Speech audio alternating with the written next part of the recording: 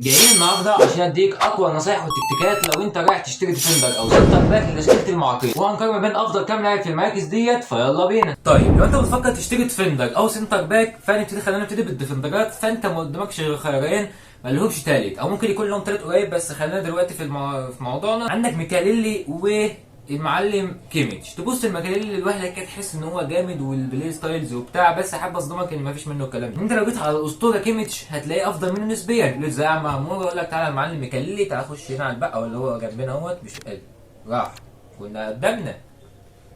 فتعال نخش على البحث انت في مركز ديفندر يابا.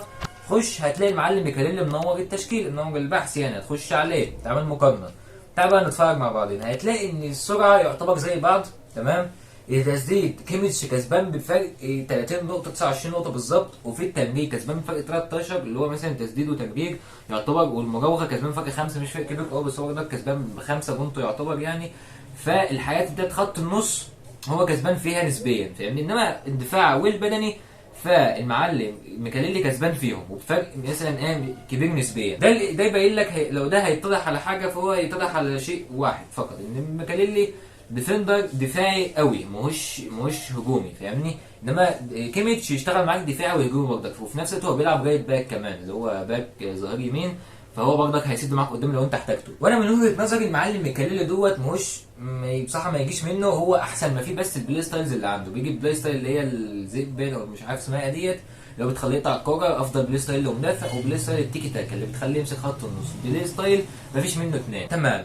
انما كتاكات بقى وما اعرفش ايه، انا في اداء في الملعب انا ما شفتش لحد دلوقتي اداء في الملعب. انما كمان شفت اداؤه معايا انا شخصيا، وهنجربه في فيديو النهارده هو وديساير. المفاجاه بقى اللي عايز احضرها لك ان ميكاليلي يعني هحب اصدمك لو جينا دخلنا على ماركوس تورام. لا مش ماركوس تورام العادي الديفندر، احب اصدمك عنده بلاي ستايل واحده فضي واحسن من ميكاليلي تاكات. انا مش عارف ازاي ده حصل، بس تعال نشوف. لان هو الديفندرات مفيش غيرهم، يعني سيبك من الجايز دول مش في الحدث. الثلاث ديفندرات الوحيدين اللي نزلوا في الحدث ميكاليلي، مين تاني، راشفورد، كيميتش وتورام. طبعا بص على تقاط تورام، شيل كده كيميتش هتلاقي المعلم تورام كسبان تسديد وتمرير، تمام. هو لا مش متعادلين في التمرير. هتلاقي ميكاليلي كسبان في معظمه، ولكن بفروقات شبه معدومه. انت متخيل يعني لو جينا نبص على السرعه فرق 3 ميكاليلي يعتبر ولا حاجه يعتبر. التسديد تورام كسبان بفرق كبير، تمرير زي بعض، مراوغه ميكاليلي كسبان فرق 3، الدفاع كسبان بفرق كبير شويه، البدني كسبان بفرق 3. فانت تخيل لاعب 122 يا راجل كسبان متعادل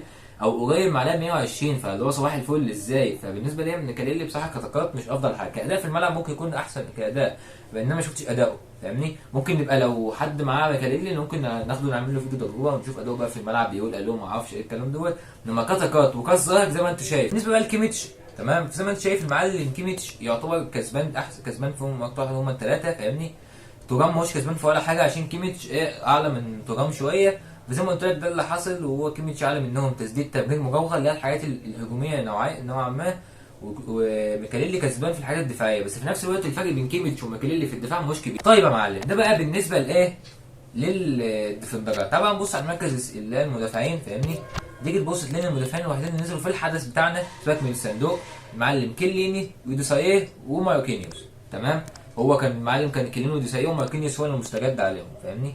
كل واحد لو تلاحظ هتلاقيه يعني ليه كسبان في نقطه معينه، فاهمني. يا معلم كيليني هتلاقيه كسبان في المراوغه اللي حاجه مش مهمه اللي يدوا المدافع، وبالنسبه للدفاع هو اعلى دفاع فيهم، ولكن مش بفرقات كبيره، بفرق 3 بس عن ماركينيوس وفرق واحده عند ديسايه، فاهمني. بس هو يعتبر اعلى واحد فيهم دفاع. وبالنسبه للبدني فالمعلم ديسايه كسبان بفرق نقطه، ولكن ماركينيوس ما جاش في البدني، فاهمني. ديسايه اعلى منه ب10 وكيليني اعلى منه ب9.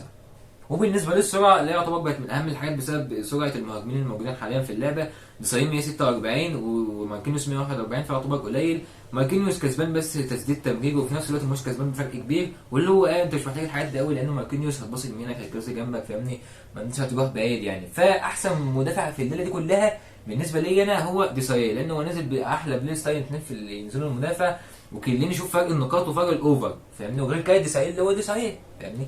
وكليني نفس الكلام برضه، بس هو طاقتهم قريبه من بعض، وفرق الاوفر وفرق النقاط، فاهمني. واحنا معانا ديسايه هنجاوبه النهارده، لو حد معاك كده ممكن نجاوبه مع ميكاليلي مثلا، فاهم. طيب لو انت بقى من النوع اللي بيحب المهاجم الثلاجه اللي هو بيمسك الكره يفرقعها في الشبكه على طول، ما بيعتمدش ولا اسم ولا سين، فانت ما قدامكش في الحاله دي الا اثنين اللي نزلوا في الحدث لحد دلوقتي تقريبا على ما اتذكر، ومثلا قول راؤول.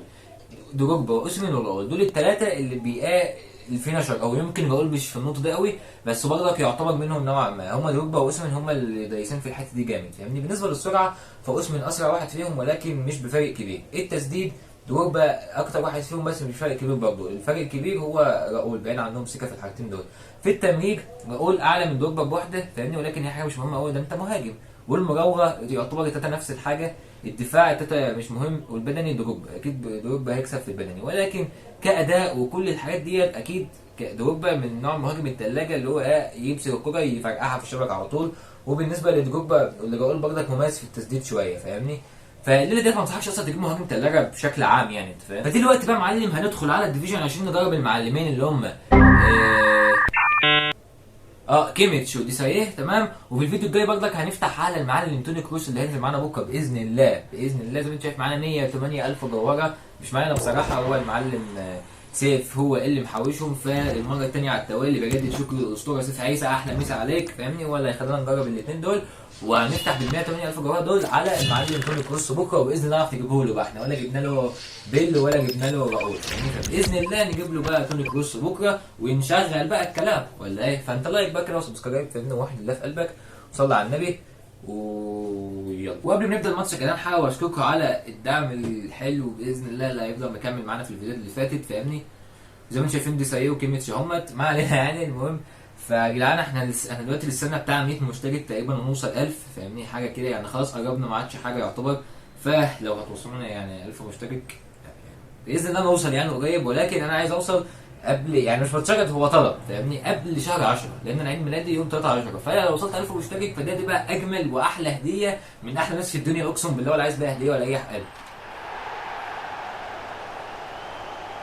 يا عم، مش مهم. المهم ان لو انت بس وصلنا 1000 مشترك كده، انا مش عايز اي حاجه من الدنيا. دي اجمل واحلى هديه ممكن تجيلي في عيد ميلادي من احلى ناس في الدنيا، اقسم بالله العظيم. بحبكم يا جدعان اقسم بالله. طبعا ما نشوف بقى الجول اللي احنا لبسناه ده، ربنا يستر علينا بقى وشكلنا نطحن. ولا كيميتش ولا جامد. ماشي يا جدعان، بنتهي الشوط الاول 1-0 للمعلم مجاد. فاحنا معانا دكه هازارد كنا نزلناه في اخر الفيديو اللي فات، لا اللي قبل اللي فات بتاع الاكونت اللي هو دوت، يعني كان نزل عمل حته جون حاجه بلس 18 يعني. حلوه. لا ويليام انا فاجئ. وبعدين بقى يا جدعان بقى ماشي حلو الولد ده برضه يا جدعان كويس، مكنتش متوقع ان هو كده يعني، بس طلع حلو.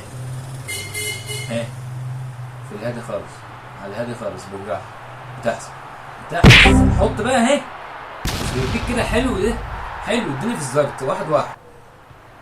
يلا ويليام عندنا طبعا، هو اللي هيجيب لنا الفوز يا جدعان، هو ويليام جامد حلو قوي. ادي كده مودريتش، جندي بقى يا ابن اللعيبه، يا ابن اللعيبه. شفت انت، اقسم بالله يا جدعان انا ما بحبش اتكلم عن نفسي كتير يا جدعان. لا فاجئ يعني. شفت الباصه والتهويشه والهق لا جامده. بص كده تاني. بص يا لهوي، لا والشوطه، لا جامد. قول له في الكومنتات كده، لا جامد.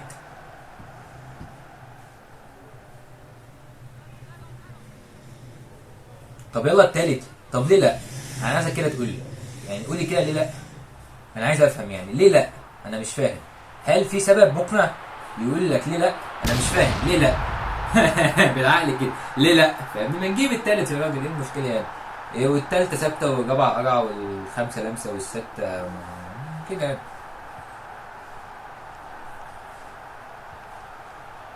ايه ده فيها رابع؟ معقوله؟